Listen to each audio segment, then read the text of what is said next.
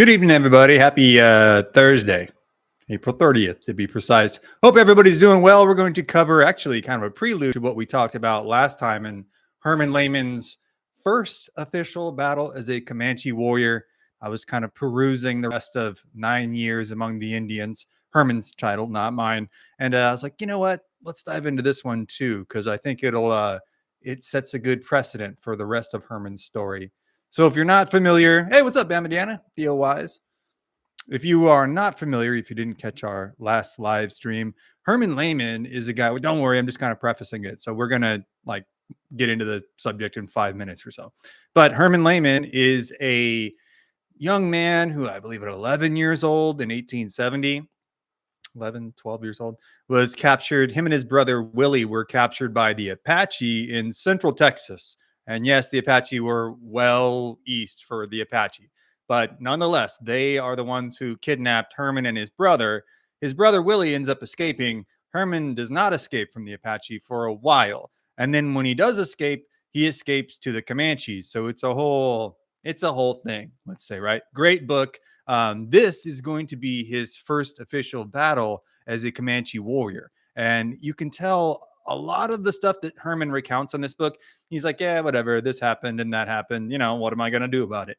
But this particular battle, he's a little shocked by. There's a couple of things that I wanted to examine from a cursory layperson's standpoint, how he seems to be really charged up before the battle. And he's very scared as well. He'll talk about how reticent he is to do some of this stuff and how he's forced to do it. But he's also kind of disillusioned, disenchanted at the end because he thinks he's going to come away with this great victory for the Comanche. And the Comanche no spoilers, but come on, Herman survived. You figure the Comanche won this one. They did win, but they take quite a few losses here. And that kind of shocks Herman, and the whole ending of more funeral rites than victory dances kind of leaves him bummed out at the end of the chapter. So we're going to talk about Herman's kind of ascension to warrior status, his first go round at combat here, how that shapes the rest of his time.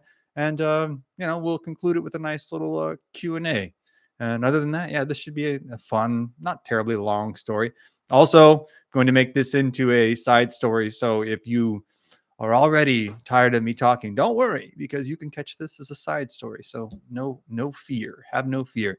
We're a content machine here, Yeah, if you have any questions about I'm gonna quit saying if you have any questions about Herman Lehmann's life, let me know in the chat. Not an expert, but it's a really great book. Oh, also, before I get started, I'm going to put the link to purchase the book at the top of the chat. Usually do that. I don't make any money off of this. I just think they're great books. So can't recommend Herman Lehmann's 9 Years Among the Indians. I think that's what it is. Let me look it up here. Herman Lehmann book. And also, we had a new compilation out this evening. It's not all of them. It's just like 5 of the intertribal battles that I thought were some of the most consequential in North American history. But I mean, we got that series is going to be several episodes. Let's say that's kind of like our raison d'être at HOKC is to reveal how terrible this all was before and after settlement. Let's see here. So highly recommend you going and checking that out also when we're done here. I'm trying to get the link, guys, but it's just not being, Amazon is not being very helpful. I think I had this problem the last live chat. So let me put at least the title. I keep forgetting the title too, because every book that comes out as a memoir from people who spent time with any of the native tribes just describe the number of years that they spent with the Indians or the natives, as it were. But they'll just say 6 years among the Indians, or 4 years in the Rockies, or obviously 9 years among the Indians. They're all great books, but the titles get a little mixed up. Billy Bob Rye, long time no see. Good to see you. Space Cowboy, what's up? Jake Skywalker, $2 super chat. Thank you, sir. story suggestion, Morgan Massacre. It's in the book. We did the Madden Massacre. That was our last side story. Is that what you're talking about? The story where all the guys basically just sit in the room next door and listen to the women and children get massacred. And it's like, man, if there's ever a story written about me, that's the one thing you don't want it to be. Let's see. Morgan Massacre. And that is in Herman's book, just to clarify. Space Cowboy says, are you familiar with the minor league baseball team, the Sugarland Space Cowboys? Oh, yeah, I am actually. Sugarland's not far from Houston. I've heard of them, but nothing beats American AAA baseball team names. They're the AAA affiliate of the Astros, right? And we have the Round Rock Express here north of Austin for the Rangers. Go Rangers. The Whitman Massacre, Fort Mims. I know of the Whitman Massacre. I don't know of Fort Mims. I'll write that down too. Fort Mims. Okay. But I'll read these after we get done here. Sometimes people, I've gotten a little feedback, and the occasional feedback that I do listen to, I'm a stubborn Irishman, is they want me to jump into the story a little quicker. We can accommodate that, it's all good. Let's see. All right, so I'm going to bring the story up here. This is going to be, let's see, what chapter is this? It is chapter 29. This is page 73 of the digital copy. I think I got this for 50 cents on Kindle, 99 cents on Kindle, but it was still a bargain. So if you want to follow along, we are on page 73.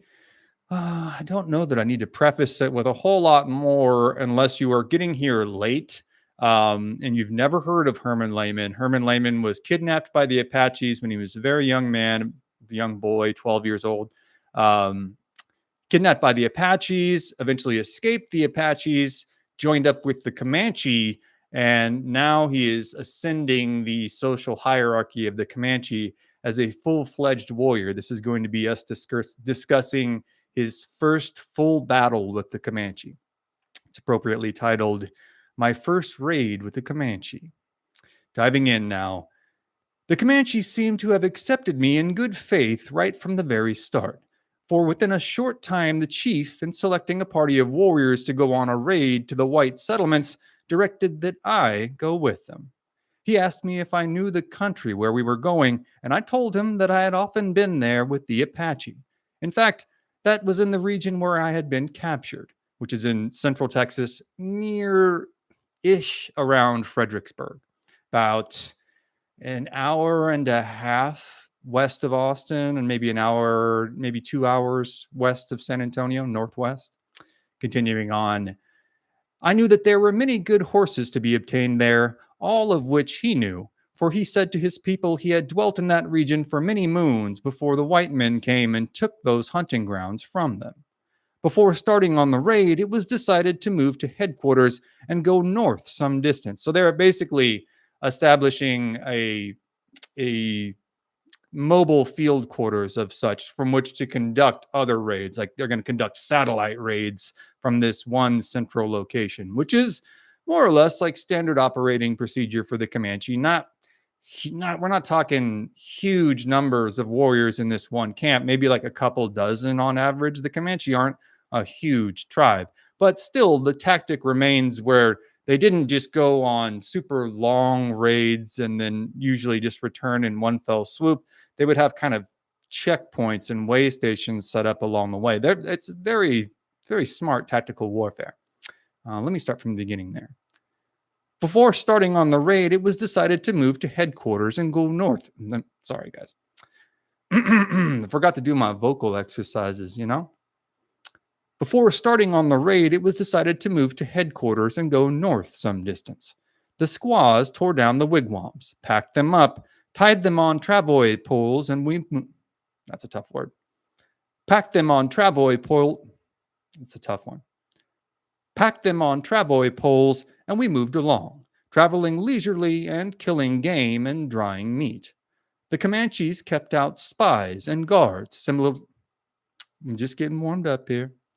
The Comanches kept out spies and guards, similar to the Apaches. Only the chief planned our routes and located suitable camping places. He directed raids and fighting expeditions and was general manager of everything. And when raiding parties were sent out to the best, sorry, just getting the flow of it here. And when raiding parties were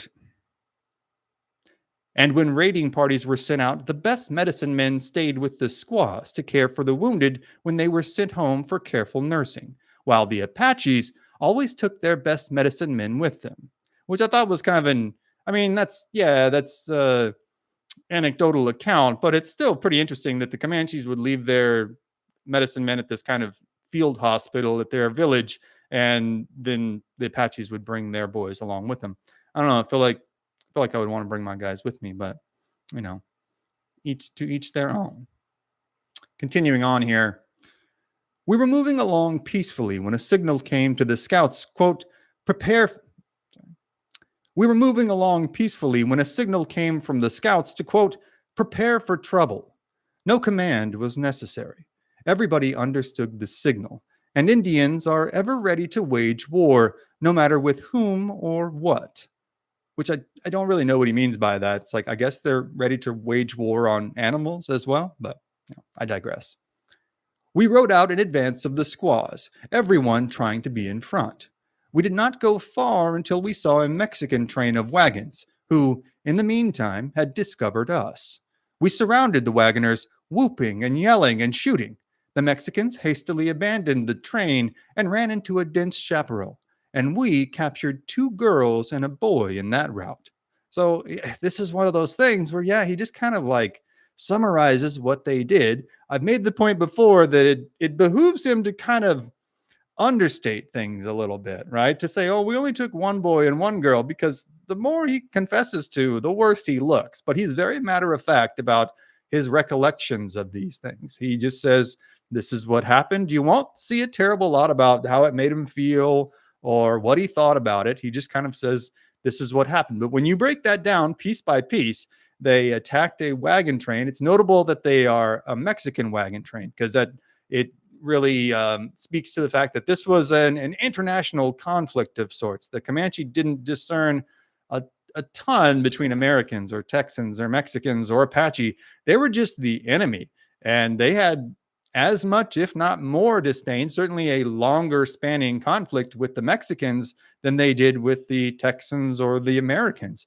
So the enmity across the border made no real difference to the Comanche, right? Like, it's not their border, it's the United States and Mexico's border. So there were many, many attacks across the Mexican border, well south into Mexico. Many Comanche accounts exist of seeing like monkeys and I think iguanas and stuff that you wouldn't see unless you made it to like central Mexico. So they had a long standing war with the Mexicans, and it's not the binary that people recall it as, right? It's not just the Comanche versus the Americans.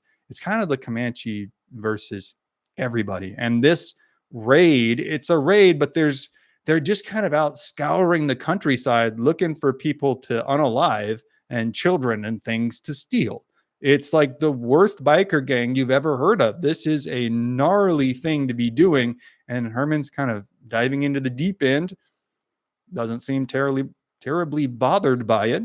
So, keep that in mind. I always find that particularly fascinating. No judgment here, but it's always fascinating to me how matter of fact this all is. Okay, continuing on here. We killed several of the Mexicans and took their scalps. Then we examined the wagons and found them loaded with merchandise. We took all of the tobacco. Ugh, that's tough to say. We took all of the tobacco, sugar, powder, lead, cartridges, and guns that we could find, as well as blankets and some clothing. And then we set fire to the wagons. We hurried from there and traveled on about 5 days, and came upon a party of movers. They were pretty strong, so we did not attack them, but we stole all of their horses and left them afoot, which is basically killing them. It's basically a death sentence on the open plains. If somebody steals all of your horses it's like somebody stealing your rowboat in the middle of the ocean. You have almost a 0% chance of survival. So again, they find this part. It's just like look. I'm not denigrating the Comanche at all. I kind of mean this as a compliment, but it's like a biker gang just out there on a tirade. They go from one wagon train, take the take the boy and the girl, who he doesn't really mention again, but throughout this entire rest of the story, these children are going through the worst ordeal of their lives, an ordeal that Herman himself went through a couple years earlier, and he doesn't mention them, doesn't seem to have any particular level of empathy for them. He just kind of carries on. This is just business for him now as a warrior. And then they move on to this train of movers. I've never been to really able to discern. Maybe somebody can let me know in the chat what movers mean. I don't know if he means teamsters, but he refers to a wagon train earlier and doesn't call the Mexicans teamsters. So I don't know. I'm not real sure what movers, quote unquote, are. However, they do note that these guys are big, strong. There's a lot of them. We're not going to attack them. So they're very strategic and tactical in their moves. However, he says, "Oh, we didn't attack them. We didn't outright unalive them. We just took all their horses and left them stranded in the middle of nowhere." He effectively unalives all of them.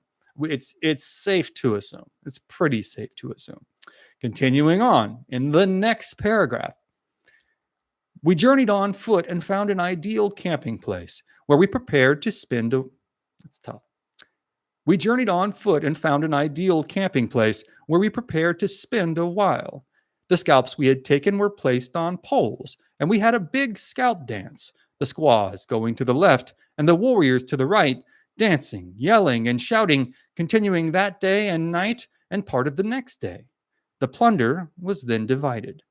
For a while we hunted and killed an abundance of game and supplied the camp with meat, and then the raiding expeditions were arranged again.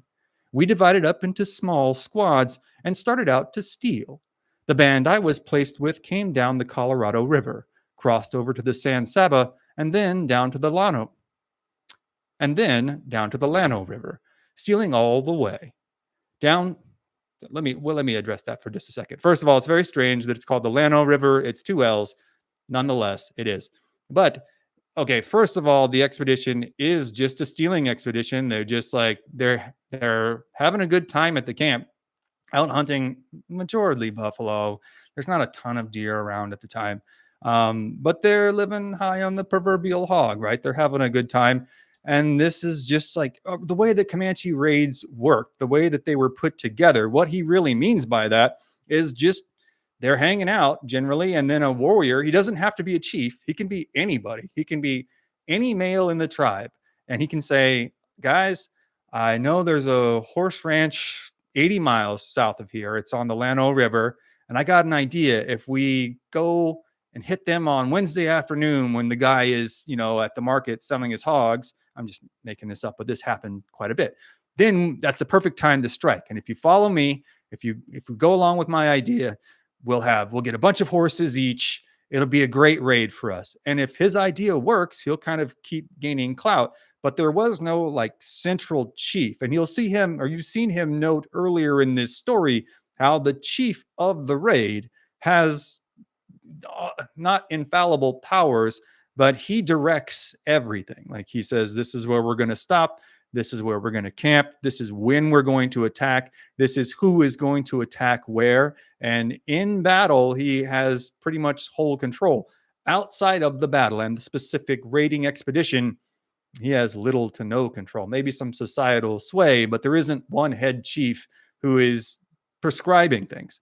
So what Herman means by getting the raids arranged means they just kind of hang out for a while until somebody has an idea and they say, hey, let's go down to the Llano River. Everybody follow me. We'll go get some horses. We'll see what's up. We'll have a good time. We'll come back. And that's pretty much how this is organized. It's very, by I think a lot of people's standards, by what a lot of people think. They think there's one head chief in every tribe.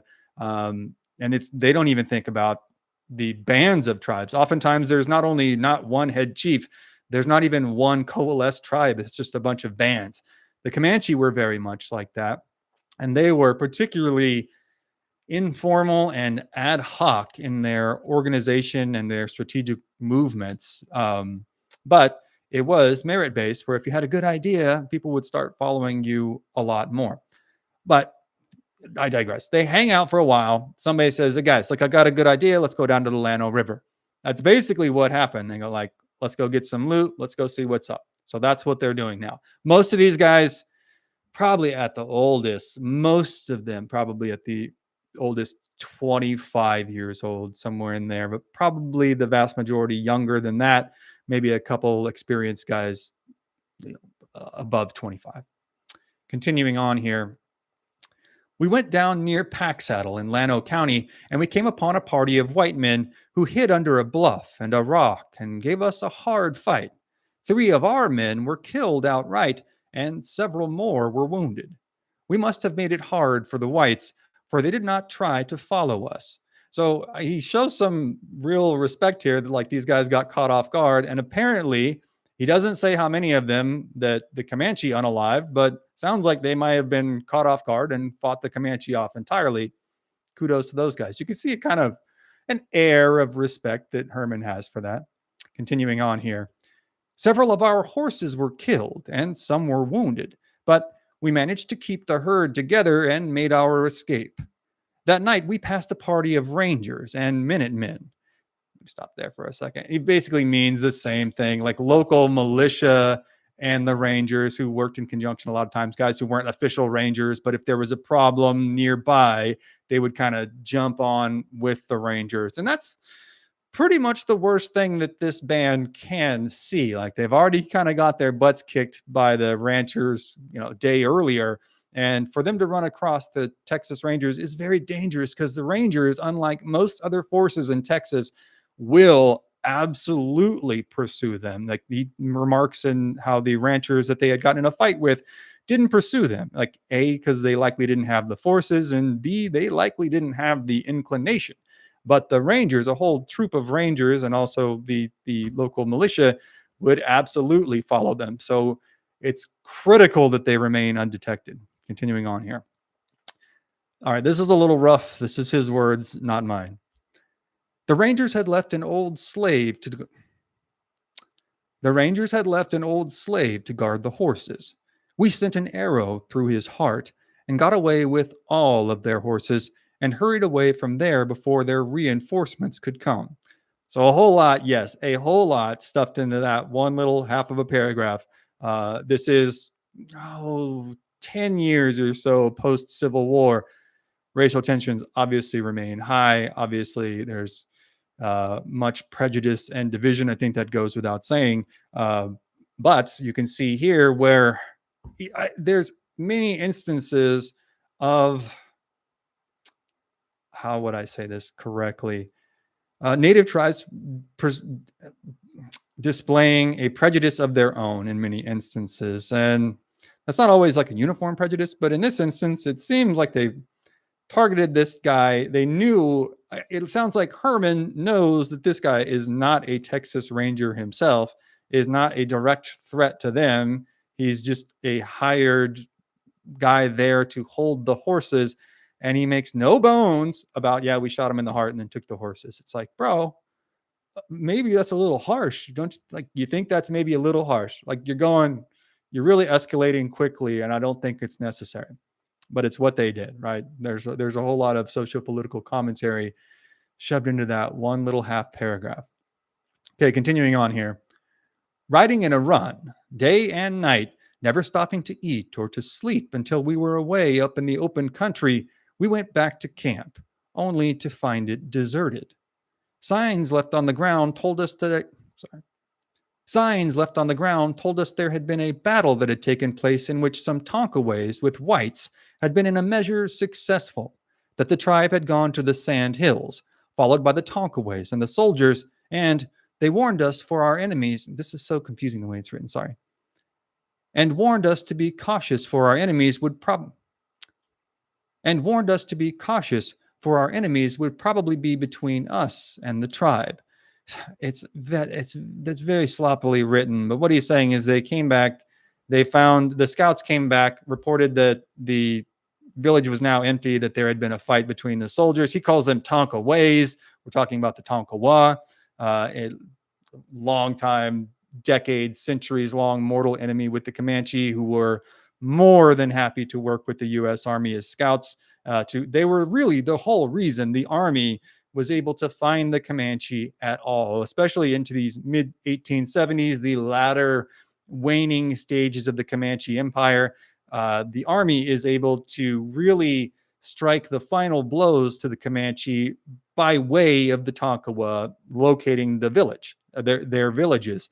So this seems to have happened again. The pressure that the Army is exerting upon what is now kind of the remnants of the Comanche tribe that is left on the plains is mounting, is growing year by year as we progress through the 1870s into the mid 1870s. This will kind of coalesce in 1877, I believe it is, with the Battle of Palo Duro Canyon.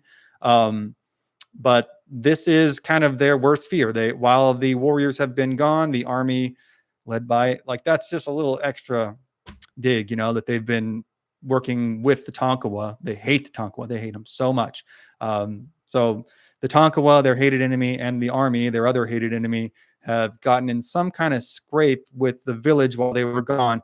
And the women and children have gone likely northwest, he says, to the Sand Hills. I can't really think. That could be like in Oklahoma even, but they're going northwest. They're fleeing. It's just like the worst news they could have gotten. And the scouts are reporting also that the Army and the Tonkawa are chasing the Comanche women and children, and thus will be between the warrior party and their women and children. So it's a dilly of a pickle for the Comanche forces here. Okay? That's just written. I read it as it's written, and it's just a very confusing thing to read and to understand. However, continuing on here. That's why we're here, right? Continuing on. From this camp to the next watering place was at least 100 miles. So we filled up some cow paunches with water and hung them on our pack horses and set out over this dry country. But fortunately, it rained the next day. Late the next day, we came inside of our camp near a Late the next day, we came inside of a camp near a hole of water. So we went away and around, and our spies made an investigation and reported that only a few men were there with a good herd of horses, and we decided to get their horses too. So even when they're out looking for the wife and kids, they're still out stealing. Like they don't deviate a lot from their mission. They are mission focused. Continuing on. So, hold on, my little button here didn't work. There we go. So after dark, we sent one of the warriors on with the horses we already had, and we remained there to see what we could do. We rode up to the horses and found the 3 men guarding them. When we fired on them, they took to their heels, while the horses stampeded. It's so hard, but I got a touch of a lisp in case no one's noticed, and this is a tough combination to say. Just at this time, the soldiers in camp opened fire, and it seemed that there must have been several hundred of them. So they're totally caught off guard. They think there was 3 guys, right? They thought there was 3 dudes. They're making their little sidetrack quest here. They should be kind of staying focused on getting back to the wife and kids. Play is going to play. So they're going after these horses. They think there's 3 dudes. There ends up being several hundred soldiers. So they're kind of out of the fryer into the frying pan here. This is a tough spot. Continuing on, we fired a few shots into the camp and then ran around. This is a tough one, guys, but we're going to get through it. We fired a few shots into the camp and then ran around. Third time's a charm. Fourth time. We fired a few shots into the camp and then ran to round up the horses and start them running in the Okay, we're going to get this one. Everybody knows that we fired some shots, right? Okay, here we go. We fired a few shots into the camp and then ran to round up the horses and start them running in the direction we wanted them to go. We succeeded in getting about 49 ponies, fresh and rested, so we turned our tired mounts into the herd and rode new ones. So they're kind of just like, picking up some new vehicles. It's not a bad deal. I do kind of wonder how he counted 49, like just rounded up to 50, but he's very specific here. There had been so much shooting and yelling that the Indian who guarded our horses thought he would be kind of flagging here, guys, but we're going to get it done. There had been so much shooting and yelling that the Indian who guarded our horses thought he was being followed and rode off and left us. We came in sight of him and spurred on our fresh horses, but he hurried on, keeping a respectful distance ahead. We raced with him for many miles before he discovered that we were not soldiers, but he had not lost a single horse. We put the herds together, and we 12 had nearly 100 good horses, and our enemies were practically afoot, which is like big key. Like you get them afoot, like we talked about, you've pretty much unalived them. Finishing up strong here. In 3 or 4 days, we overtook the squaws and children with the camp equipage as soon as they learned. Sorry, I'm going to finish strong, I promise. Last paragraph. In 3 or 4 days, we overtook the squaws and children with the camp equipage, and as soon as they learned that several of the warriors with our party had been killed, they set up a wailing and began gashing themselves with knives. We lost 3 braves on this raid, and when we got back to the camp, we had no war dance. So I thought this is okay. A couple things to finish off discussing here. The Comanche mourning practices are very intense, not necessarily unique on the tribes, but I think I could say self-mutilation. The old, you know what I mean? Very, very common to take knives and mutilate, I think I can say that, arms, hands, cut off hair, things like that. But they would at times permanently injure themselves, sometimes fatally injure themselves. These were very intense, very emotional ceremonies meant as kind of in a penitential sense. They believed that the more suffering they imparted upon themselves, the more favor they would gain for themselves or their loved ones in this kind of vague sense of an afterlife that the Comanche held. Also, you'll note the how this in and of itself kind of shocks Herman. He's kind of taken aback by how loud the wailing and moaning is, and he's expecting kind of a victory party after heading into this first raid, and then he's met with no victory dance, and just it's not like an hour long, it's like days of every woman in the village wailing and moaning, and there's accounts of it becoming like not competitive, but maybe comparable, or like where like you want to be louder than your neighbor and kind of show more grief, right? So it's just days of this. It just goes on, and he is shocked by the intensity of it, by the duration of it, and kind of has this adrenal dump. Why he's just like, oh, I went through all this. I managed to survive somehow. We brought home a fair amount of horses. It's not only not an L, it's a pretty big W by most views, right? They did pretty good, and he's just greeted by this days long horror show that doesn't even that's not even getting into the funerals yet. So it's a terrible thing to have to come home to. He's likely 14, 15, somewhere around that at this time. So a very young man. And you can imagine like how this shaped your outlook. It's he's just he's a fascinating character. And this battle really is the prelude.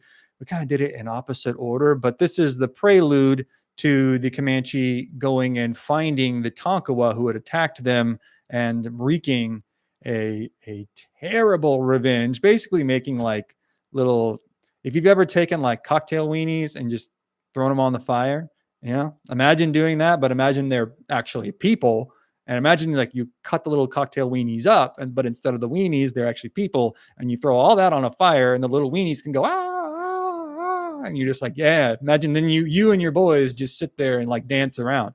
That's pretty much what they did. It's a horrifying story. It's on our last live stream. Go check it out. That'll probably be a short too, but I think I'm going to release this one, a little behind the scenes here. I'm going to release this one first, and then the second one after that one as a side story, so it will make a little more sense. But yeah, that's the whole story. I know it's worded a little confusingly. If you have any questions on it, let me know in the chat. We can go back and re-examine it. And yeah, I think that covers everything. We'll delve back into the life of Herman Lehmann, but his story is one that you can, look up, and Wikipedia will describe it. An article will describe it, but you really need it broken down story by story. And I'm just presenting it. You guys can make any conclusion you want, but it is fascinating. It is harrowing. It is a really unique look, like a first person account of what living with the tribes was actually like. And I think it's an important read for any fan of the Old West, anyone interested in the native tribes, particularly the native tribes of the plains. It doesn't even have to be the Comanche, right? Any tribe on the plains, if you are interested in them and want to know what living with them was likely like, his book is a fantastic account. Um, it certainly has elements of the romanticism that many people attach to it. Like, that's not entirely unwarranted, but it is also a brutal life that I think, yeah, it'd just be almost incomprehensible to a modern day person in a developed nation. Like, we just don't have a context to gauge that by. So highly recommend picking it up. I couldn't get the link to the title to purchase in the chat, but the title is 9 Years with the Indians by Herman Lehmann. Can't recommend it enough. Like I said, I don't make a penny off of it. I just think you guys should get it. It's like $1 on Kindle. Go pick it up. You'll love it. Okay, gonna roll through the chats here. I'm gonna try to keep this one to about an hour so I can finish the next side story. Let's see. Got a lot of chats, so bear with me. I'm going to work my way through these here. Fort Mims was in Alabama. 500 people killed. A cheery little story then. And I think I wrote that down. Yeah, I wrote down Fort Mims. Okay, cool. We'll do that, man. Thanks, Grunts and Pogues. It's Pogues, right? P-O-G. I'm not a military guy, but I think it's Pogues. I forget what it means, but I know it's an insult. Jake Skywalker says Indian Depredations has the what was it called? You were talking about the Morgan Massacre. Indian Depredations has the Morgan Massacre. Okay, let me write. I got that. I wrote that down as well. Okay. We'll do a live stream on that. I love those stories for live streams. It's a raid on the Morgan family near Marlin, Texas, and they go after the tribe that did it, the Caddo. Oh, we haven't done, I think we've done one Caddo story. So we need some more. We have one of the Morgan cabins in our museum. Wow. I got to go visit, man. I need to do some HOKC trips. The Fort Mims massacre led to the Indian Removal Act. Okay, that's where I've read about it, because I've been reading about the Indian Removal Act for my upcoming episode on the Second Seminole War. And that drove a lot of the Second Seminole War. There's a lot of factors, but yeah, the Indian Removal Act really was a big, big factor. You got the best stories. Oh, thanks, man. These hands are rated E for everyone.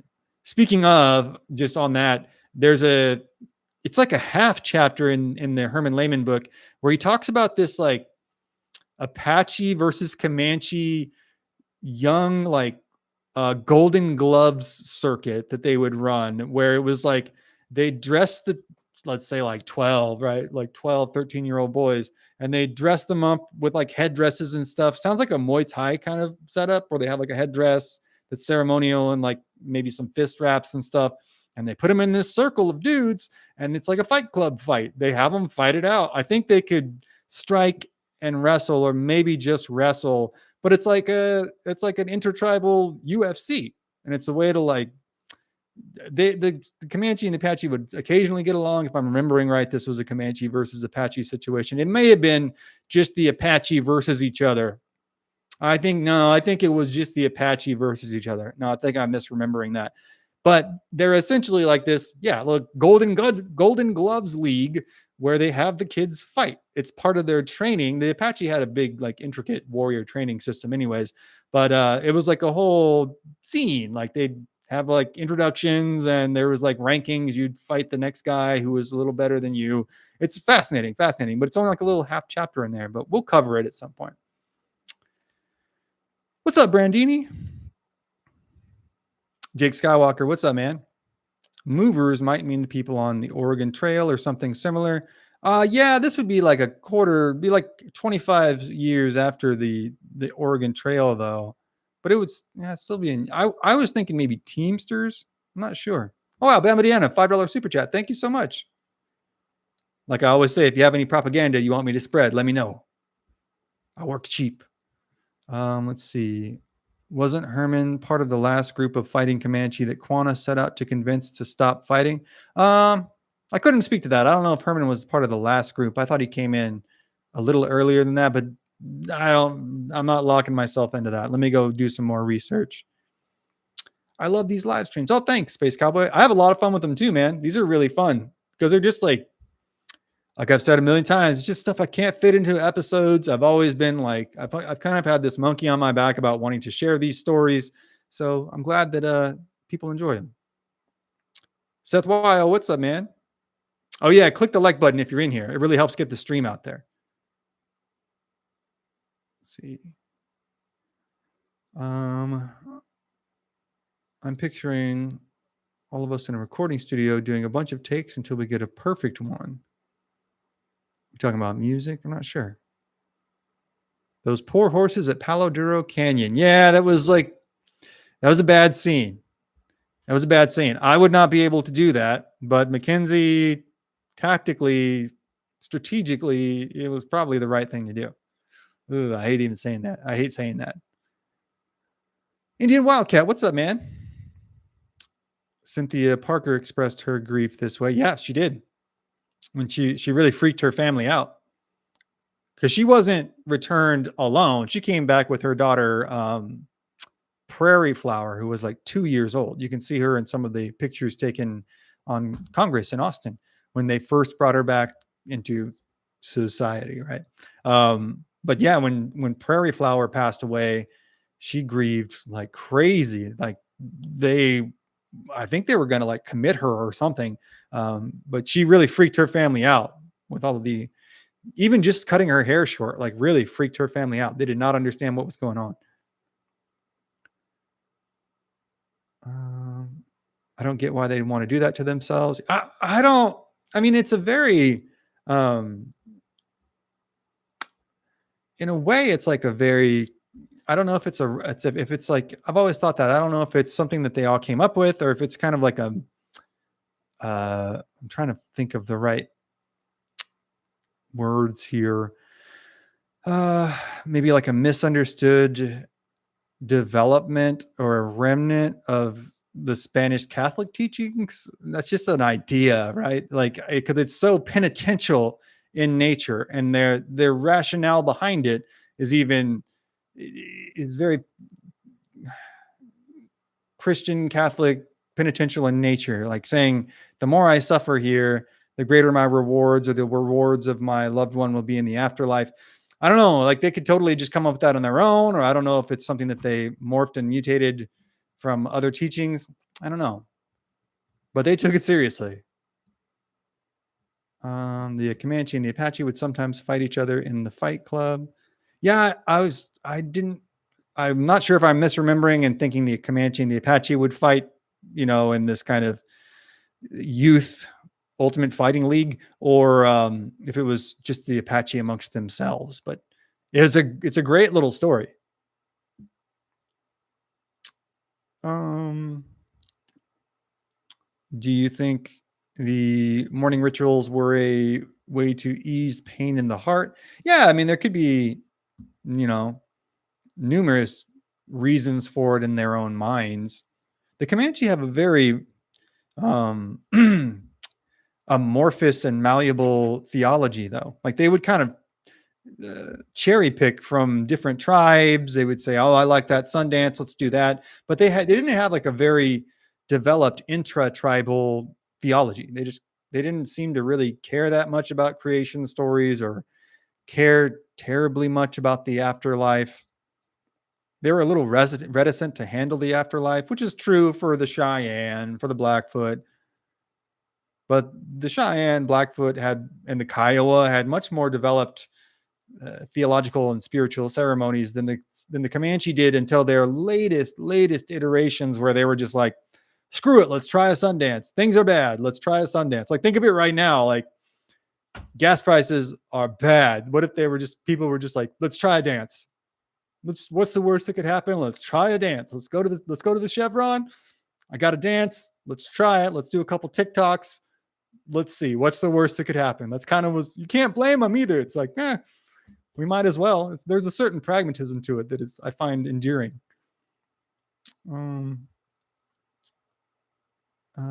Talking about when you kept starting an awkwardly. Oh, sorry. Oh, yeah. I'm talking about when you kept starting an awkwardly worded sentence over and over again. It was like 4 or 5 times. Okay. You know how many times, you know how many takes of start me up there are? There's like 80 takes of start me up. Okay. Because Jagger couldn't get it right. But finally, when he got it, it was a hit. And that's all that matters. We're not going to include those restarts on the side stories. This is why I do it live, so everybody gets the director's cut. Let's see. This is like when you hear John and Paul yelling at each other. One of the Comanche boys recognized Herman from when he was an Apache fighting with them. Are you talking about when they were fighting or when Herman made his way to the Comanche? Let's see. Reminiscent of the wailing and gnashing of teeth. Yes, I've always thought that. Yeah. And the renting of garments. The renting of garments and covering in ashes, what the Israelites did in the Old Testament. Absolutely. Yeah. I've always thought that. The wailing and gnashing of teeth. Let's see. Brandini says, deeply spiritual people. Yeah, I'm not saying the Comanche even weren't spiritual people, but they didn't have a terribly developed theology. They didn't have a terribly developed praxis for that spirituality. I would say that. Single Scoop Gelati, great name. Love this channel. Thought it was AI at first, but good to see a real person putting out this content with passion. Yeah, man, that's I think probably why I started doing the live streams, because it was like I got so many comments about your AI, your AI. It's like, I'm not AI. I hate to disappoint you. Was it the Comanche who ate their own waste? No, definitely not the Comanche. I think a lot of those accounts in any sense are largely propaganda. Like today, if you have a guy that you don't like, you'd be like, hey, he eats poop. You know what I mean? Like and then that makes its way into the historical record. Like you didn't actually, but it makes its way into the historical record. Let's see. When Herman arrived to the Comanche. Okay, yeah, one of the Comanche boys recognized him. Okay. Oh, was that Adolph Korn who recognized him? Yeah, because he another boy had been stolen by the Comanche from the same area in Central Texas, and Adolph Korn was his name, and he ended up meeting up with Herman in the Comanche, and they spoke in German. There's even a particular dialect of German, because there's so many Germans that came into the Central Texas Hill Country. You'll see that with the town names for sure. Even today, it has its own particular dialect that some people still speak. So they communicated that way. Adolph Korn actually went fully Comanche. He never really reintegrated into American society. He lived in a cave, passed away in his early 40s. He just had a wild, wild life. Great channel. I recently got into the Plains Indians and how pwned they got when the buffalo ran out. Yeah, the buffalo running out was really, well, the buffalo running out was certainly maybe the last nail in the proverbial coffin. But I think really the smallpox and cholera epidemics made the eventual downfall, the relegation of the tribes to the reservations, particularly the Plains tribes, all but impossible. I mean, all but assured, because you can't have a population lose 50+% of its members to infectious diseases and expect to thrive from there on out. almost an impossibility. It's amazing that they lasted as long as they did. How did you get interested in this time period of history? Single scoop Jolly. I don't know. I grew up in a cowboy family, so that's what was always around. Like everybody in my family was a cowboy or bull rider or something. So like everything that was around, like Louis L'Amour. I got a whole shelf of Louis L'Amour books. That's just what was around, and I got really into it. Let's see. I think I've asked this before. Says Space Cowboy.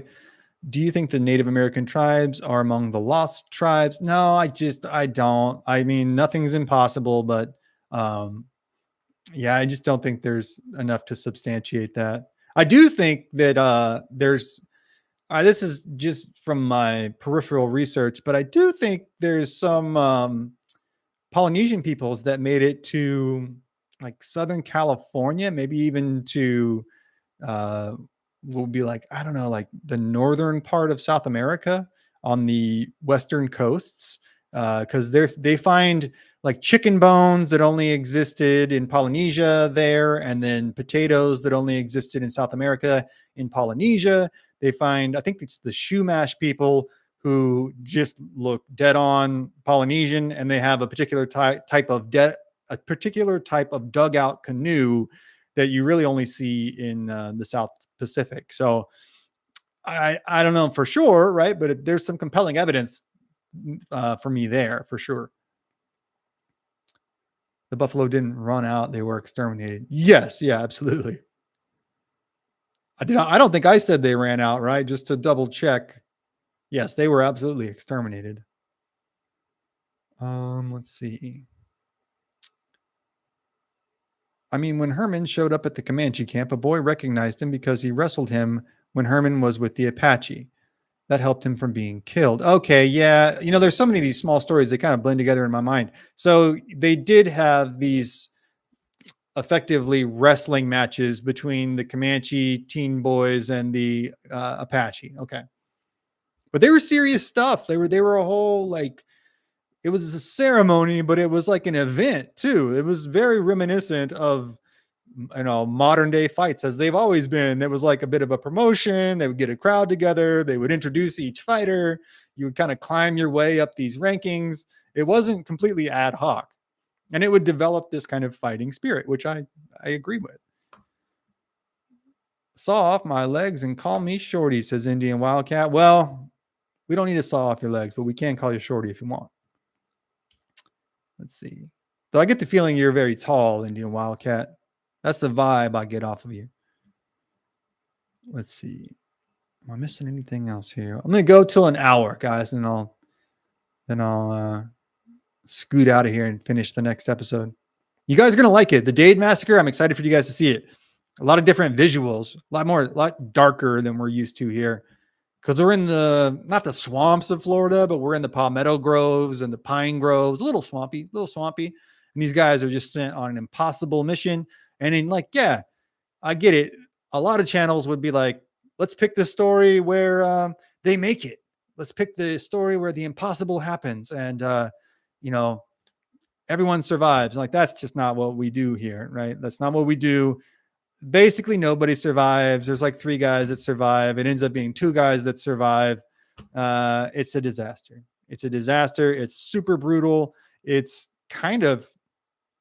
not funny, right? But there's a little part in it where the Seminole are like, listen, seems like we've done enough here. We're going to take a break for a second, maybe even call it a day. So they kind of go back like quite a ways, a couple hundred yards behind the trees where they're out of range, and the soldiers have already hunkered down, so the soldiers aren't going to attack them. So the Seminole are kind of just like hanging out for a second. They're like, pretty good day's work. Let's think about calling it a day. Then this chief named Alligator, who's probably that's top tier chief name, S tier. He gives this long speech where he calls them girls. He's like, what are you, a bunch of women? Which is like not PC, but that's Alligator's words, not mine. Reads them the riot act. We have the whole speech in the script, and it's pretty long. It's like a minute long. He just calls them every name in the book. Says like, why do we even do this? I guess you guys don't even want to fight. You don't even want to steal from the soldiers. Why don't you guys just go home? You're a bunch of wussies. And that kind of works. Everybody is like, okay, well, You know, if alligator says we should go back, let's go back. And then they go back and finish everybody off. And they, interestingly, don't steal everything. They only steal the weapons from the unalived soldiers, but they unalive everybody they can find. One guy pops up and tries to fight back. They unalive him. Another guy, I guess he sees that and he's like, well, maybe I'll try begging for forgiveness. So he's begging, he's sobbing, he's crying. He's like probably 20. He's like a kid, right? And he's like, oh, please, please, please. Imagine that. I'm not even making fun of it. Like, imagine this kid crying, saying, please don't do this. Don't do this. Whack. They unalive him. And then these two guys run off and they unalive one of them. One guy makes it back to the fort. Another guy kind of straggles in. No, there's two survivors. I said three. There's two survivors. One of the three I was thinking of didn't make it. So two survivors. Two or three survivors. Two or three survivors. I got to go look at the script again. But it's a horrible story. It's just brutal and dark and merciless in many ways. And the catalyst for, I think, one of the most overlooked and one of the most important wars in American history, in specifically the Second Seminole War. We're going to dive into that in a bit of a series on that. And we'll talk a little bit more about that in its own separate live stream, because there's a lot of factors that went into that, a lot of build up to it. And then it lasted 6.5, almost 7 years, really. And in many ways shaped the United States historically and geographically. So it's a great story, I think, well suited for everybody here, because it's just nightmare fuel. So let me see if I got anything left in the chat. You guys are going to love it, though. I'm excited. You guys are going to, I think you're going to dig it. Let's see. I can identify with the trolls. I'm not sure what that means, Bamadiana, but we've only had like 2 or 3 trolls in the chat. We had that guy a couple nights ago that was like sending random numbers and stuff. He would ask like random questions about like Little Bighorn, and he would ask it like 4 times. And I had to be like, bro, you got to chill out. And he did. He eventually chilled out. So that was fine. Is that Osceola? Yeah, Osceola isn't at the actual Dade massacre, because he's off. We talk about this, but he's off on his own little side quest where he's like, bro, I'd like to be at the Dade massacre with y'all, but I've actually got to go get some revenge on this local Indian Affairs agent who treated me roughly while I was in prison. So he goes all the way to Fort King, like miles away, and gets this one guy, shoots him, takes him out, gets a couple other guys, but it's all just to get this one guy. Then they go back and they miss the Dade massacre, so they're kind of bummed about that. But he's like, good news, though. Good news, guys. I know we missed the Dade massacre, but I unalived a couple other guys at this fort, so, you know, cherry on top. And everyone's like, cool, Osceola, you did a good job. Let's keep fighting the Second Seminole War. And it carries on from there. He pulls a spec ops mission. He really does. It's a very like Rambo thing to do, to be like, no, I'd like to be there, but I have a score to settle. And he goes and he settles it. And they scalp the guy. His name is Wiley Thompson, which is a villain's name. I'm sorry. Maybe you were a nice guy, Mr. Thompson. I don't mean to speak ill of the dead, but if ever there was a villain name, Wiley Thompson is a villain's name. And Osceola is like, I hate this dude. I hate this dude. I'll do anything to get this dude. So he goes all the way to Fort King. We're talking tons of hours of hiking through the Florida swamps and pines and stuff. Waits there all morning for him to go. He knows he's scouted him out, and he knows he's going to go on his little morning walk. And he waits for him to go on his morning walk, and he's just about to walk back into the gates, and bam, he's like, F you, dude. Boom, shoots him. Then they all swarm on Wiley Thompson. They all scalp him, and then they cut his scalp up into little tiny, like quarter-sized pieces so everybody can have a piece of the scalp. And then they go back to the Dade massacre, and they're like semi-bummed, yeah, that they missed the Dade massacre, but they're also like, check it out. Like, I got my little piece of scalp. So everybody's happy at the end, and they are pumped. The Seminole are so pumped. They're like, man, we're going to take everything back, everything that we lost in the First Seminole War, all this mistreatment we've suffered in the last 5 or 6 years. We are putting a stop to it, and we're reclaiming Florida. Not only from the Americans, we're reclaiming Florida. The Spanish are gone. No more Spanish, no more Americans. This is going to be Seminole territory now. So they are super fired up after this, and the Americans are like big time WTF. we don't know what to do now. So big L for the Americans, big W for the Seminoles. I'm only 5'2", says Bama Deanna. Really? I'm only 5'10", 5'11", depending on what gas station I'm walking out of. The Creek had been decimated and assimilated into the Seminole, right? The way I understand it, the Seminole and the Creek were still on very bad terms in this during the 1830s. But I'll look more into that.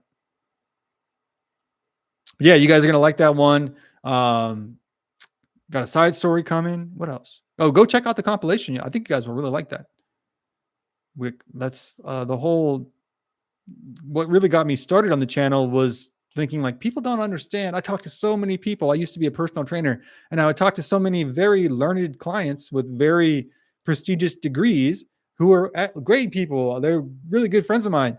But we would just kind of, you just kind of talk during the session, and they would say things like, "Oh, native culture believes this, and native culture believes that," and I would just be like, "They're like, oh, native culture believes that you should get along with everybody, and all people should coexist." And I was just like, wait a second, that's not true. Like, I don't want to get into it too much right now. Maybe I should start a YouTube channel. But I would just continually be like, you think native culture is like what? I was like, I thought it was insulting to native culture because you're saying like, oh, they just kind of got pushed around for a long time. And it's like, well, they did. They got wildly mistreated. Like, I think it's just gross the way the American government treated the tribes. A travesty, no question. But they also put up a fight against, I've made this point several times, they put up a 400-year-long fight as a collective, as a whole, against the greatest powers in the world, the English, the French, the Spanish, the Portuguese, the Americans eventually. Like, they are, as a collective, like the North American tribes are some of the fightingest people out there. And I mean that with like the greatest deal of respect my little Irish heart can muster, right? We have a real soft spot for warrior cultures. Speaking of, it's Coach Mike Holtz. Thank you. $8 super chat. Sorry, it's popping up weird here. Adams Wrestling. Go Adams Wrestling, man. What's up? Speaking of a warrior culture, we have a wrestling coach chiming in now. What's up, HOKC crew? Listen to the Blackfoot versus Crow battle last night. That's a bad one, man. Best channel on the tube. Oh, thanks, man. Shout out Bama and all the OG crew. Yeah, thanks, Mike Holtz, man. Thank you, Coach Holtz. I appreciate that. Hopefully you've been watching the U.S. Open, dude. That was a doozy. Bo Bassett's been. That boy is crazy. Man. I know he's 19. I don't care. That guy's got that's the wildest motor I've ever seen on anybody, man. Holy crap. Bo Bassett. Yes, sir. That is the wildest motor I've ever seen on anybody. Then we had Kyle Dake took it again. Didn't Wyatt get beaten? Wyatt Hendrickson got beat. Oh, Merrill. Oh, dude, Kobe Merrill just coming on. Oh, that guy's, I think he's out of California somewhere. The Merrill brothers are. I was surprised he didn't go to Oklahoma State. I thought he was going to Oklahoma State, and I think he's going to Iowa State. But I'd like to see him versus AJ Ferrari is what I want to see. But great U.S. Open. Sorry, I don't mean to diverge too much here, but the Muskogee Creek tribe is in Tulsa. They're Oklahoma Seminoles, but they're in southern Oklahoma. Yeah, we covered in the Seminole Scouts versus the Comanche episode, we covered kind of the Seminole diaspora into Oklahoma and then southward to just south of the Mexican border. Fascinating. Cody Merrill wrestled at Daniel Cormier's high school. Oh, okay. So he's up in the San Jose area. Okay. I just watched his CIF state finals meet, and he pinned the Clovis guy. Clovis is a powerhouse. You probably the Terrapellis are from there. They're just my whole life. They've just been a powerhouse. And he pinned him in 18 seconds, I think, in the state finals. That's one of the wildest state finals I've ever seen. You don't see that. Jack Forrest is my house. Oh, Jack Forrest, Indian Wildcat. I didn't know you were into wrestling, man. Jack Forrest, dude. And he lost, which happens. In freestyle, especially, everybody forgets that. Kale lost to Lee Fullhart. Iowa's Lee Fullhart. Kale lost, I believe, in the 2004 U.S. Open. And everyone was like, well, Kale Sanderson lost. It's like, that's what happens at these high levels, especially with freestyle. Callie Hammer, dude. Callie's rough, dude. And it should get it should get more. I'm very heartened by the level of respect it gets now as like a top wrestling state. But man, it's a tough state. So much talent there. So much talent. And obviously, like, yeah, Pennsylvania, Iowa. But you would expect Pennsylvania and Iowa, right? But California is a sleeper. You wouldn't think there'd be. I get it. I'm from California. I think, it makes sense to me that we'd have a lot of great wrestlers there. But I get it as a whole. Yes, you wouldn't think there'd be a lot of great wrestlers there. You think we're all like surfers and stuff. No, it's a deep state. I wrestled when I was younger. I coach my kids now. Man, that's awesome, dude. I'm hoping I have a couple of friends with kids and some nephews and stuff. I'm hoping to indoctrinate. Something I feel like you can tell when if a kid's meant to be a wrestler, I feel like you can tell. Greatest sport on earth, though. Sorry, I know it's a history podcast and people don't know what we're talking about, but man, greatest sport on earth, and it is rising. It's so great to see it rising with RAF and everything. Wrestling helped me survive against BJJ black belts. Oh man, you're a wrestler too, Brandini. Right on, man. Awesome. Yeah, sorry, man. I love BJJ, but I think wrestling is the best overall. Wrestling, I would put judo up there as well. A lot of love for judo, but those are the two best base for any combat sports. My layman's opinion, my completely worthless opinion, but my opinion nonetheless. I recently learned that the Osage actually bought their land, and that's why the government couldn't take any of it when they discovered oil. Really, I guess you can't exercise eminent domain over tribal lands. My coaches at his old high school, Rochester Adams in the house, baby. I usually wear some kind of Rochester Adams swag. Every time I'm working out now, I got some Rochester Adams swag on though. Wrestling is the oldest sport in history, though. It's appropriate to talk about it on a history show. My first pin was a headlock slam. Oh man, that's old school, dude. That's old school. My son wrestled and rode bulls. Oh, right on. Yeah, that's I wrestled. My dad rode bulls. I rode bulls, like I rode steers and like junior bulls briefly, but I found out I wasn't terribly skilled at it, so I retired early. Let's see. That's my advice to all bull riders: is retire immediately. That's my official advice. Let's see. Awesome to see so many wrestlers in here though. That doesn't surprise me though. This is like these kind of topics would draw wrestlers. That's awesome. All right. Without further ado, what are we at here? A little over an hour. Any more questions? Hit some of those before I get out of here. Thank you all again for coming by. Always great to see everybody. I really look forward to this. I say this every podcast, but it's like, yeah, this is like hanging out with all my friends. We're all buddies now. So this is a lot of fun. When I go to the local coffee shop and start ranting about the Comanche, they throw me out. But here, it's totally fine. I rant about a few other things too, but let's see. I haven't been thrown out of any coffee shops, by the way. Not yet. Give it time. Sir, this is a Starbucks. I know, I've heard that before. I actually walked into a Starbucks in Lubbock, Texas one time, and this guy was cutting tracks, like bass tracks. Like he had a full bass plugged into his computer, and he was like cutting bass tracks. It wasn't that loud. It was fine. He was pretty good too. My older boys like to work with the Lockett family from OS. Oh man, Indian Wildcat, you're plugged in, dude.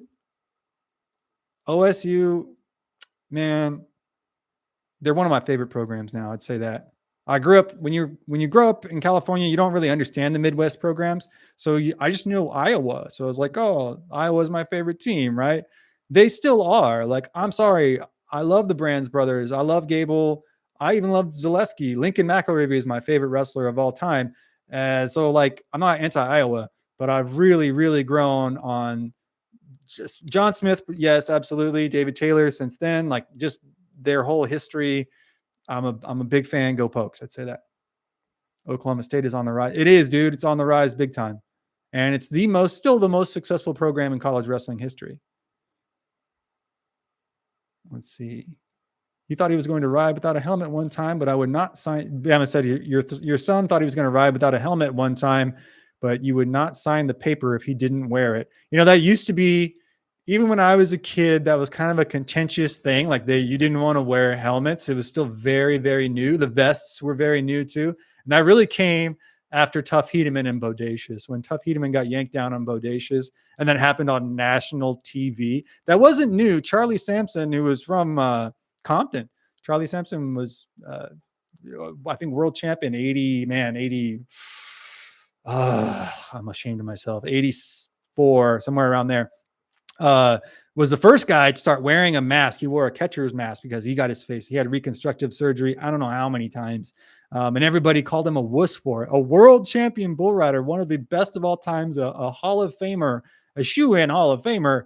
And he just gets made fun of for wearing a mask. So he took the mask off eventually. But after Tough Hedeman got yanked down on Bodacious, and his face has never been the same. It looks like he had a stroke, basically, because his face here is down a half inch or so. When that happened, more and more people started wearing their helmets. But even today, some people don't want to. So I don't, honestly, I think it helps, but especially when you get to bulls, it's like, it's only going to help so much. Let's see. But I 100%, for whatever my opinion is worth, wear the helmet, wear the vest, wear anything you can, because there's no such thing as a bull rider who doesn't get hurt. OSU is where I take my nursing boards. Really, Happy Cappy. I've never visited. I really want to go now. Did you see that wrestler get dissed by the second place guy who didn't shake his hand? Yeah, that was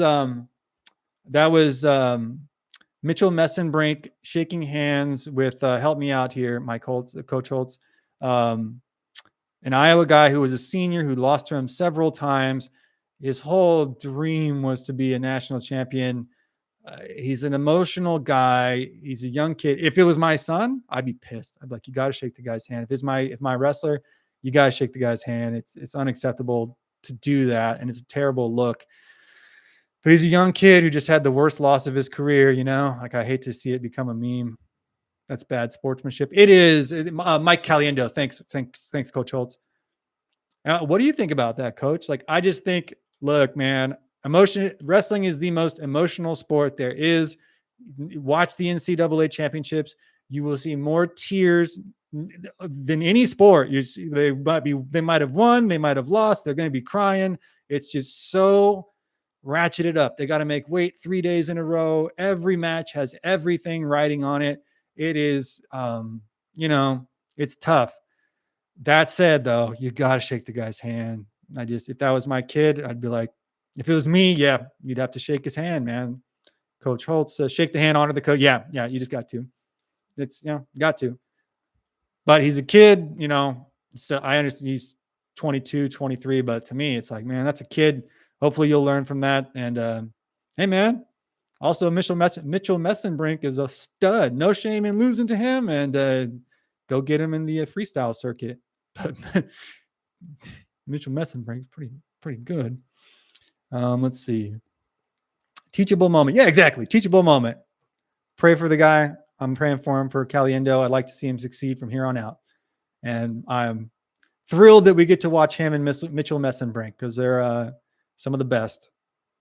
Oh, damn, Bama, those bulls are very dangerous. Yeah, don't do it. My advice to anyone wanting to ride bulls is don't do it. Whatever you can think of, whatever injury or ill fate that you could think of, I have seen it happen in bull riding. Don't do it. And you will not be the exception. Don't do it. You're the first person I thought of when I saw that. I'm not sure what you mean. When you see the guy didn't shake hands, oh, man. Let's see. At that age, he knew better. What do we see in here? Are you talking about the guy shaking hands? Yeah, no question. You got to shake hands. And your response right now is exactly what I anticipated. Oh, yeah, hey, man. If I'll tell you what, I'm sure Mr. Caliendo's in the same spot with his old man. I better not even go home if I didn't shake somebody's hand. I'd say that. I'm not judging at all. I'm just saying my old man would be pissed. Did the Comanche and Apache have a de facto belt bragging rights coming out and going to their fight clubs? No, it just seemed like they would just kind of say, oh, you beat this guy last time. You beat this guy this time. But you could really get a lot of social points being good at it, because we're talking about martial cultures. This is their currency with men, is how much violence can you inflict? How much can you endure? That's the male currency. My daughter rode bulls too. Oh, you got to keep these kids out of the bull riding, damn it, Deanna. I don't need 3,000 pounds stepping on me. Yeah, they're usually not, 2,000 pounds would be pretty big, but yeah, you don't want it stepping on you. You don't want it stepping on you at all. My first little junior rodeo, I was riding calves and a little, I don't know, several hundred pounds, like 400 pounds, this one, and stepped on me. I had my shirt, and I told everybody it's my lucky shirt. And he stepped on me, and there was a big hole torn in the back of it. And I was like, oh, guess this isn't my lucky shirt. But if you want to go watch a rodeo, go watch it, go enjoy it. I would never discourage anybody from any sport other than bull riding, other than just rough stock riding in general. Don't do it. I'm with you, Happy Cappy, says Mike Holtz. Bull riding is awesome. I just don't think it's my wheelhouse. Made it through Iraq, Afghanistan, and ISIS deployment, only to have my face stepped on and mangled, but respect. Well, you'd certainly be tough enough, coach. Don't get me wrong. I think, honestly, a lot of people who end up joining the military, because once you're a veteran, usually veterans wouldn't come home and want to ride bulls, but a lot of times, yeah, a lot of veterans, a lot of guys who end up joining the military, a lot of wrestlers end up drawn to rough stock for sure. It's as adrenaline packed as a sport can get. It's no question as adrenaline packed as a sport can get. The odds are very real. They're 35 and 34, so they don't ride anymore. Good. Yeah, that's good. The only episode of Fear Factor that I thought like you guys are going too far is when they put them on the bulls, because there's nothing you can do. What are you gonna do? They all had games they played. Oh, talking about the tribes. Some guys were good wrestlers, some good shots with a bow or a gun. Yeah, to be clear, this is a good thing to add. Yeah, some were good runners, some were good swimmers or riders.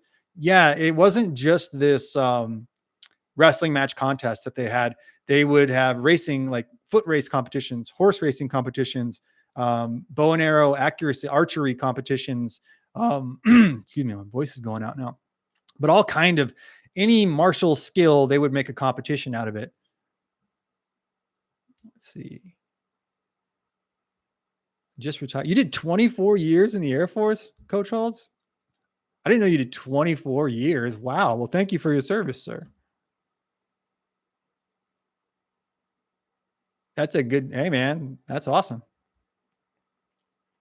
A fantastic wrestling match, says Space Cowboy. Yeah, I wish we knew a little bit more what the rules were, but I think there was pins. It was like if you pinned your guy down, you won.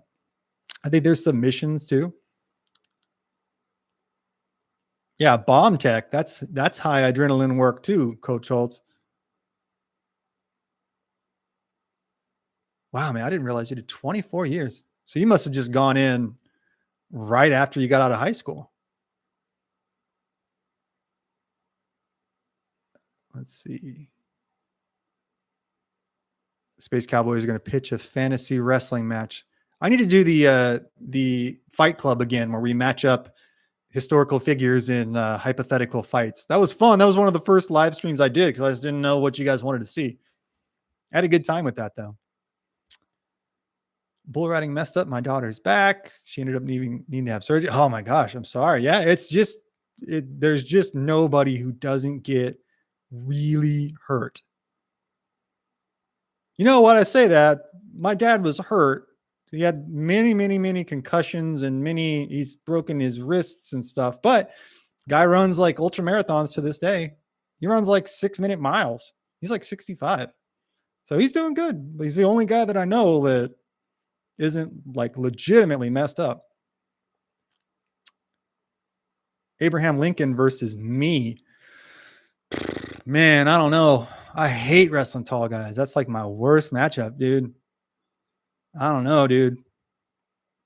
That's a rough one. I'm going to have to take me. I'm going to have to go with me.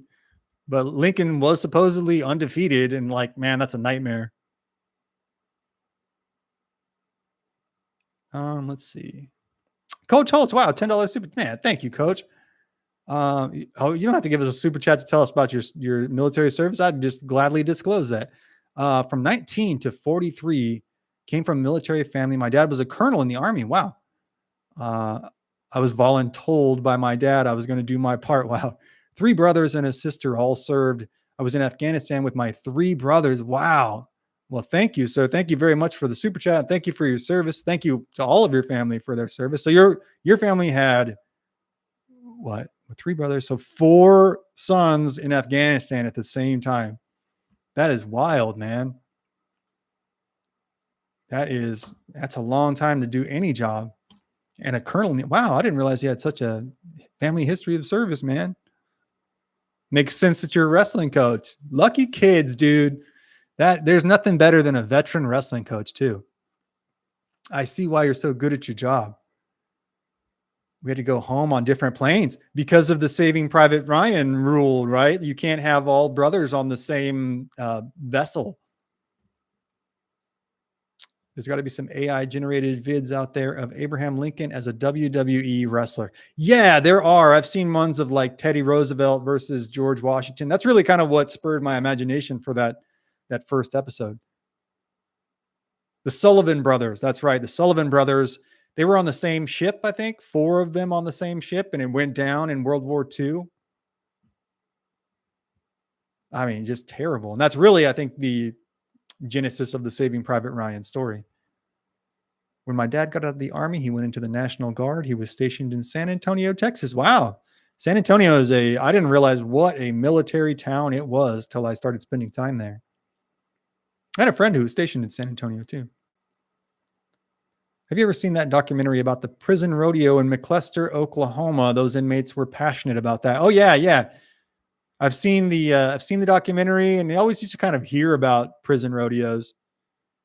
You'd hear like stock contractors, the people who provide the bulls, the horses, etc., the calves, steers, talking about going to prison rodeos. I don't know how prevalent that is anymore, but this was back in the 90s. The Fighting Sullivans. Yeah, man, what a tragedy. That's what, yeah, man, that's just hard to even think about. But yeah, everybody, we all thank you, Coach Holtz. Didn't realize that. So now the grind of being a wrestling coach must feel like nothing, right? I'm just kidding. Let's see here. My dad spent 3 years in Juneau, Alaska in the Army. He just came home to get warm. Yeah, man, no thanks. Juneau's like in the middle of nowhere, isn't it? Yeah, I think that's, or is it Nome that's in the middle of nowhere? I have a member, a lady at my church who is from Alaska, and she was saying how like everything's a 5-hour drive. She's like lived on moose meat. She doesn't like other meat now. She doesn't like elk or venison. She only likes moose meat. And she was like, yeah, the bears are just like all around. You just like shoo the bears off. I'm like, you shoo the bears off? She's like, yeah, you just like shoo the bears off. No, I'm not shooing the bears off. My dad was drafted 3 weeks after him and my mom got married. Wow. That's something. I tell you what, I'll reiterate this on the live stream. This is when super glad I'm exempt from the draft. Can't draft epileptics. They got no use for the epileptics. So I'm sitting pretty now, no problem. I think they upped the draft age to 42. I got no worries. I have seen this. I mean, who cares about me, right? But I watched the Vietnam draft selection that has like the little, it's terrifying, especially if you're not from America. My stepmom is from Britain, and she was like, this is the most dystopic thing I've ever seen. Like the Brits are new to conscription, but she was still like, well, this is crazy. They draft the ball, and if it comes up with your birthday, then you get selected. And my birthday came up, and I was like, man, that would suck, huh? I'd rather do the heat than the cold. Yes, 100%. 100%, man. I'm from a really hot area in California, and heat, no problem. Even a smidge of cold, and I lose my mind. Well, how can you deal with Michigan, though? That's the lotto you don't want to win. No, sir. I think everybody in my family, though, has been lucky, though, because great grandpa, epileptic. My grandpa had polio, like severe polio. So like one arm didn't work, exempt. Dad, exempt. Me, exempt. Sitting pretty, baby. Sorry that we can't contribute, though. But at least, don't have to worry about it. Really, all right, quick little story that I don't know if I want to share this.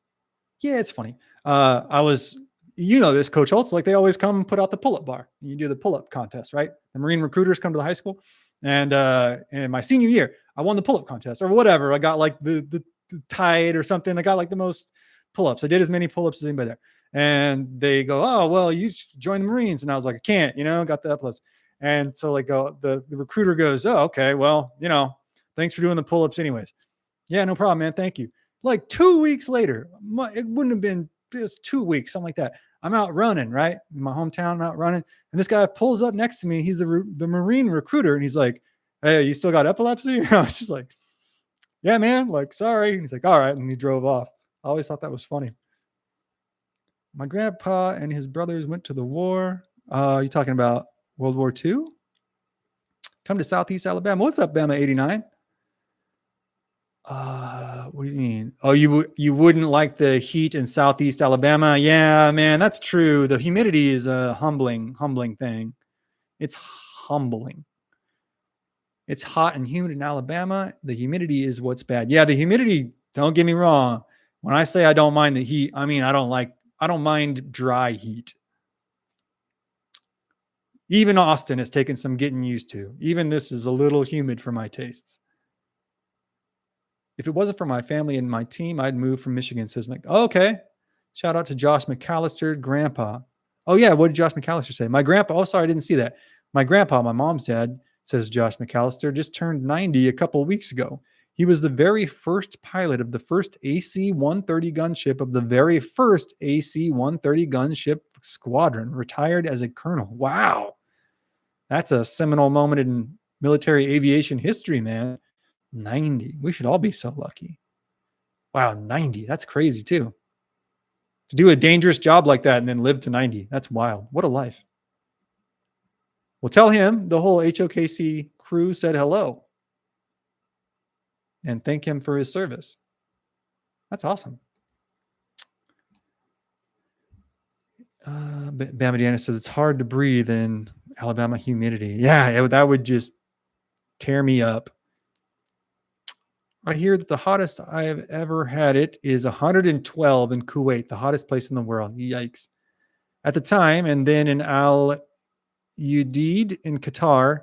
Is it Qatar or Qatar? Qatar? Qatar is humid as all. Qatar is humid? Like 100, but humid, but it's on the water? That sounds terrible. I'm not that I was going to go to Qatar, but I'm not going now. Sorry, Qataris. Let's see.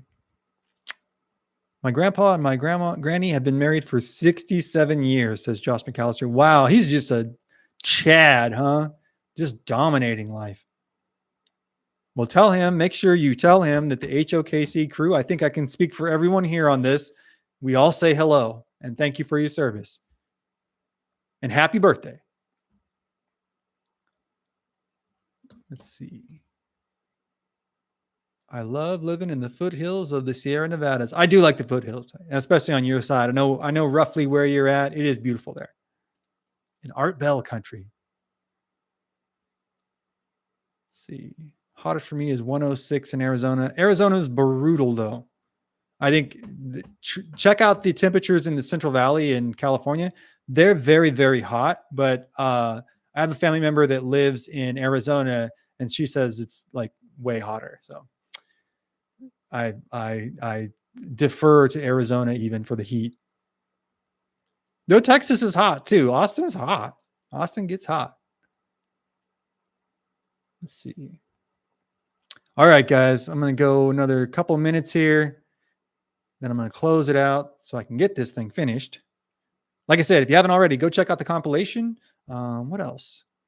Check out our side story. It should be out Saturday.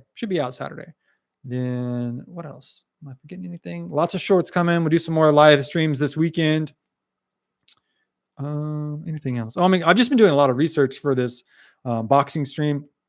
I think we can do it this weekend. It'll be cool. It'll be one of the few videos I can show you guys as we're talking.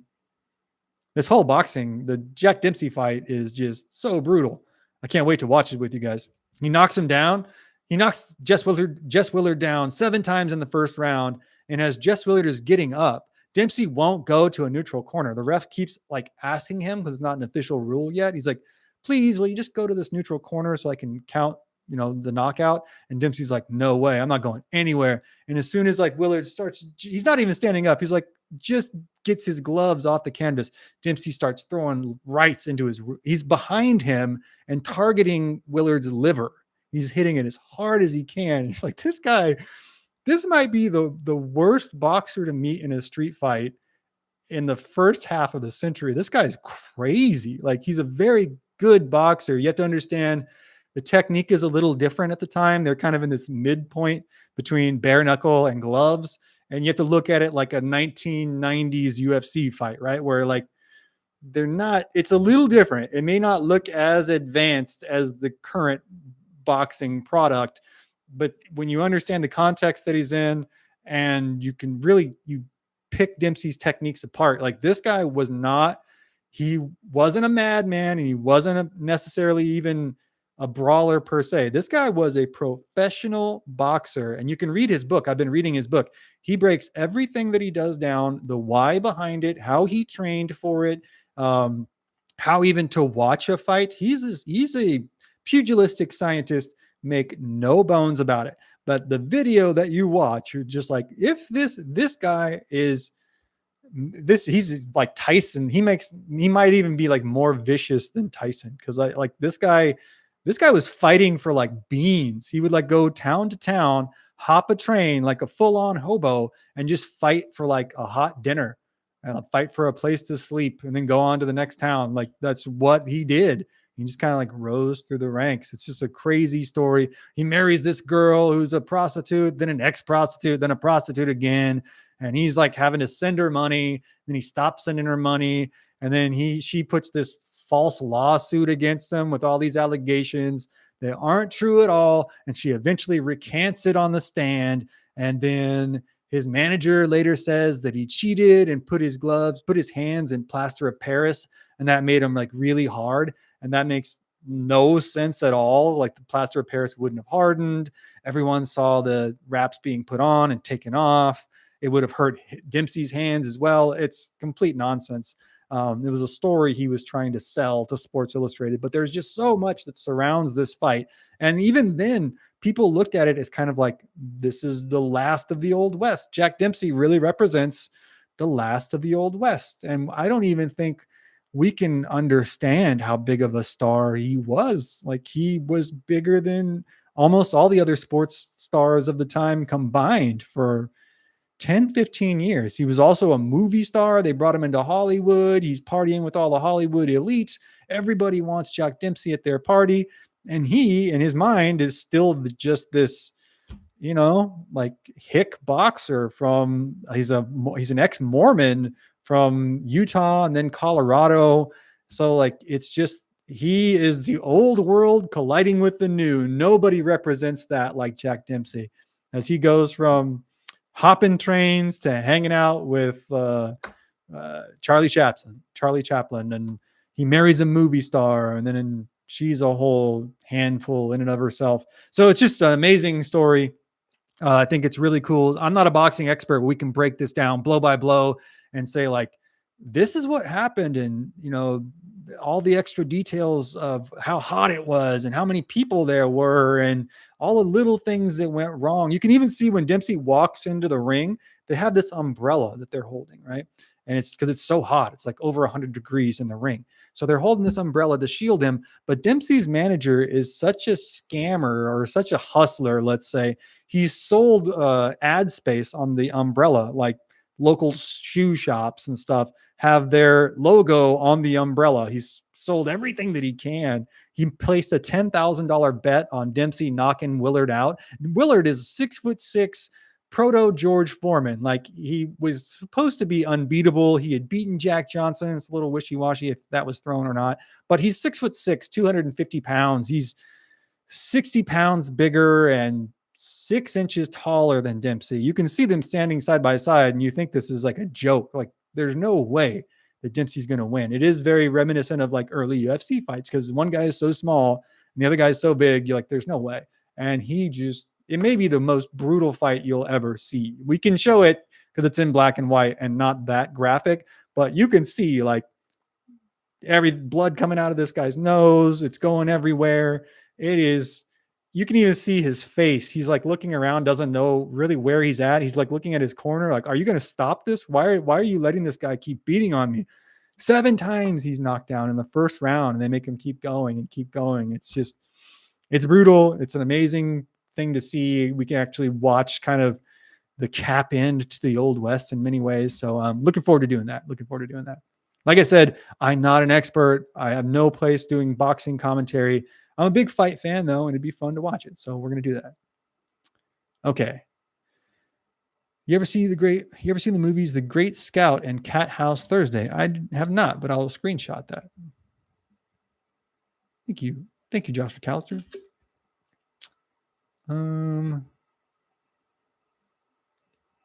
It gets miserable in Alabama. That's what I've heard. My stepdad's from there. He doesn't live there anymore. Let's see. South Mississippi, where I grew up, it gets, South Mississippi. I don't know. That's the place in my mind that sounds like the most humid. It just rained here in Austin. I'm sure it'll be humid tomorrow, but even for this California boy, it's not nothing to complain about. I didn't know who Raquel Welch is. Bro, you need to know who Raquel Welch is. We got to put some respect on Raquel Welch's name.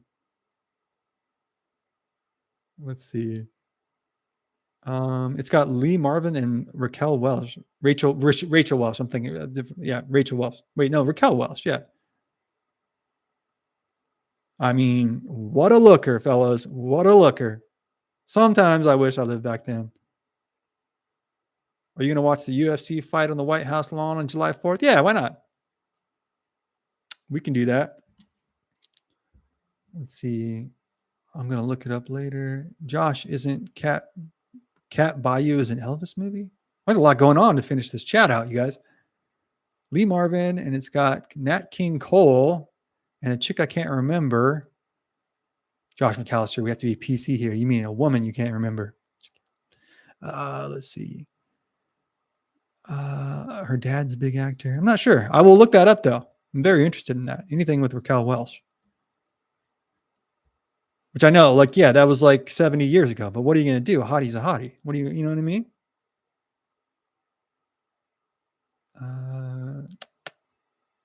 I think I'm all caught up, guys. So all right, I'm going to get out of here before I don't get anything done for the rest of the night. But yes, like I said, guys, I look forward to this so much. I have a good time with everybody. Thank you, everybody, for showing up. Coach, Happy Cappy, Space Cowboy, Josh McAllister, all the regulars, man. If I'm leaving you out, I'm so sorry. Happy Cappy, of course. Bama 8900. I'm going to go through everybody now. Am I leaving anybody out? Let me see. 918 Kick and Wing. Indian Wildcat, of course, sir. I think that's everybody. If not, yell at, Brandini, fellow wrestler. That's so awesome. You're a wrestler, Brandini. You kind of came off as a wrestler to me. I think that's everybody. All right. Doug Allen. Thank you so much, sir. If you give the shout outs, you got to give them to everybody. Jake Skywalker, Seth Wyo, big dogs. Guillermo, what's up? Haven't seen you in a while, man. Grunts and Pogues. I think it's no, I've seen you before, Grunts and Pogues, but thanks for stopping by, bro. I think, okay, Theo Wise, of course. First one in the chat too, Theo Wise. Big salute to you. I didn't leave you out, Bama Deanna, did I? Well, I saved you best for last, Bama Deanna. No way. I feel like I would have mentioned you first. You're like a cornerstone of the chat. Like everyone in the chat knows Bama Deanna. So I feel like I would have gotten to you first, but if I didn't, it's like talking about basketball players and leaving out Michael Jordan. Like, let's see. I think he said you first. Yeah, okay. I thought so. You have a cherished place in the halls of this chat. Well, I thought I said, all right, I'll look at the replay, but I did say Bama 8900, but I thought I said Bama Deanna first. So my bad if I didn't. But like I said, like no exaggeration, it is kind of like talking about basketball players and not mentioning Michael Jordan. We would never do that. So Bama Deanna, absolutely. Thank you for being here. But okay, so I think I've got everybody. Like I said, watch the compilation. Keep your eyes out for the new episode. That'll come out probably Monday. So between now and then, we'll do a live stream or two. Keep your eyes out for the shorts. Anything else? I feel like I'm missing something else. Oh, the side story. Yeah, I'll have a side story out Saturday. So other than that, I think that catches us. My tongue's starting to go. Catches us up. And thank you all again for coming out. Can't wait to see you again. We'll see you next time. And God bless. Have a good night. Talk to you soon. Bye-bye.